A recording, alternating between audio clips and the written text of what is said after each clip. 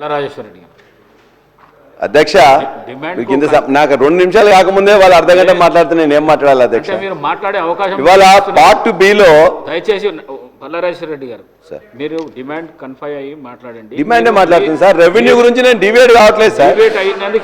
రెవెన్యూలోనే sir ఇది చాలా ముఖ్యమైన విషయం సార్, ప్రజలందరికీ కూడా తెలవాల్సిన అంశం. మీరు లెఫ్ట్ భావాలు ఉన్న లీడర్, మీరు నిజాలే మాట్లాడండి. మీరు పాత కథలు చెప్పి వాళ్ళకి అవకాశం ఇవ్వకండి. మీరు ఉన్న డిమాండ్స్ మీదే మాట్లాడండి. తప్పనిసరి సార్.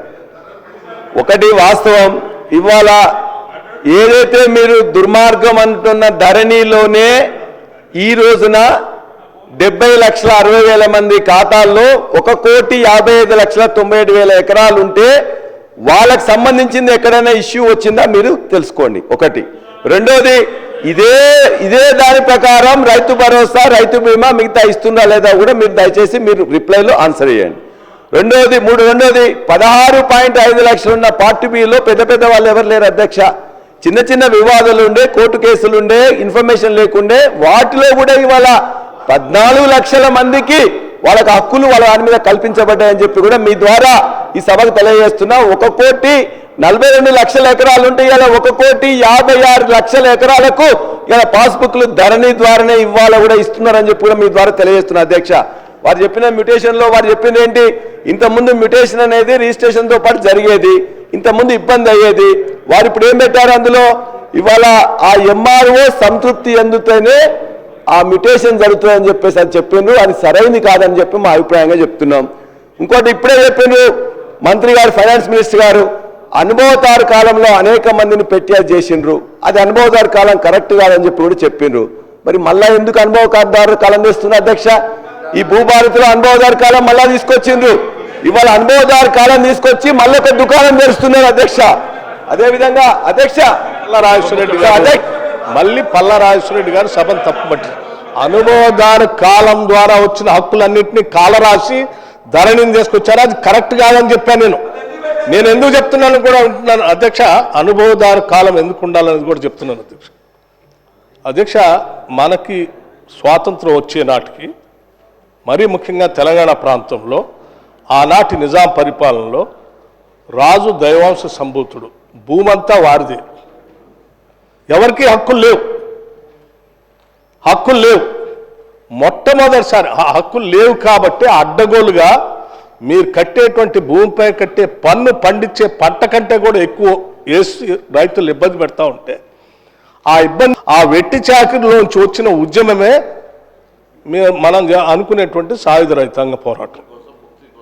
భూమి కోసం, భక్తి కోసం, విముక్తి కోసం భూ పోరాటం జరిగింది. ఆ భూ పోరాటం జరిగి ఇది రాజు దైవాంశ సంభూతుడు కాదు, భూమి అంతా వాళ్ళది కాదు, ఎవరైతే గ్రామాల్లో భూములు దున్నుతా ఉన్నారో ఆ రైతులకే హక్కు కల్పించాలని పోరాటం చేస్తే, ఆ పోరాట స్ఫూర్తిని అర్థం చేసుకున్నటువంటి కాంగ్రెస్ పార్టీ అధికారంలోకి వచ్చిన తర్వాత తెలంగాణ టెనెన్సీ యాక్ట్ అని తీసుకొని వచ్చి దున్నేటువంటి ప్రతి రైతుకి ఇది రాజ్యానికి కాదు, లేకపోతే రాజుది కాదు, ప్రజలదని చెప్పి మొట్టమొదటిసారి భూమిపైన రైతులకి హక్కు కల్పించి చట్టం చేసిచ్చిన తర్వాత కూడా ఇంకా కొన్ని వేల ఎకరాలు గ్రామాలు జమీందారులు, జాగీర్దారు పేరు మీద ఉంటే దాని మీద వచ్చినటువంటి ఉద్యమంలోంచి మళ్ళీ భూ సంస్కరణ తీసుకొచ్చి 70s ఆనాడు ఇందిరాగాంధీ గారు, ఇక్కడ పివి నరసింహరావు గారు ముఖ్యమంత్రిగా ఉండి ల్యాండ్ రిఫార్మ్స్ ద్వారా భూ పంపిణీ చేశారు. ఇంకా కొద్దిగా మిగిలిపోయి ఇక్కడ ఉన్నటువంటి ఒక ఫ్యూడల్ వ్యవస్థ, భూములు చేతిలో పెట్టుకొని అధికారాన్ని పూర్తిగా చేతిలో పెట్టుకుంటే నక్సల్బరీ ఉద్యమం వచ్చింది. ఆ ఉద్యమం వచ్చిన సందర్భంలో ఆయా గ్రామాల్లో ఉన్నటువంటి పెద్ద దొరలు, జాగీర్దారులు, జమీందారులు ప్రాంతాన్ని వదిలిపెట్టి, ఆ గ్రామాలు వదిలిపెట్టి ఆ భూముల్ని అక్కడ ఉన్నటువంటి దున్నుకునేటువంటి రైతులకి ఆ డబ్బులు తీసుకొని తెల్లకాగితం మీద రాసి ఇచ్చేసి, మాకు ఈ భూములు అవసరం లేదు, మీరు దున్నుకుంటున్నారు, డబ్బులు ఏంటని రాసి తీసుకొని, ఆ భూమికి సంబంధించిన డబ్బులు తీసుకొని వీళ్ళు వచ్చేస్తే వాళ్ళు ఆ తెల్లకాగితం మీద రాసుకొని వాళ్ళు ఆ కాలంలో ఆక్యుపేషన్ కాలంలో వాళ్ళ పేర్లు ఎంట్రీ చేయించుకొని పని చేసుకుంటూ వచ్చారు, దున్నుకుంటూ వచ్చారు, దశాబ్దాలుగా వస్తాం. వాళ్ళకి ఆ రకంగా సంక్రమించిన హక్కుని ఆక్యుపేషన్లో ఉంచి ఆ తర్వాత క్రమంలో కాంగ్రెస్ పార్టీ మళ్ళీ తిరిగి అధికారంలోకి వచ్చిన తర్వాత విజయభాస్కర్ రెడ్డి గారు, కంతం రామరెడ్డి గారు నేను అనుకుంటాను బహుశా పట్టదారు పాస్బుక్లు అవన్నీ తీసుకుని వచ్చి రైతులకి ఈడ చక్కగా కల్పించి హక్కులు కల్పించారు. కబ్జా కాలం కూడా వచ్చారు.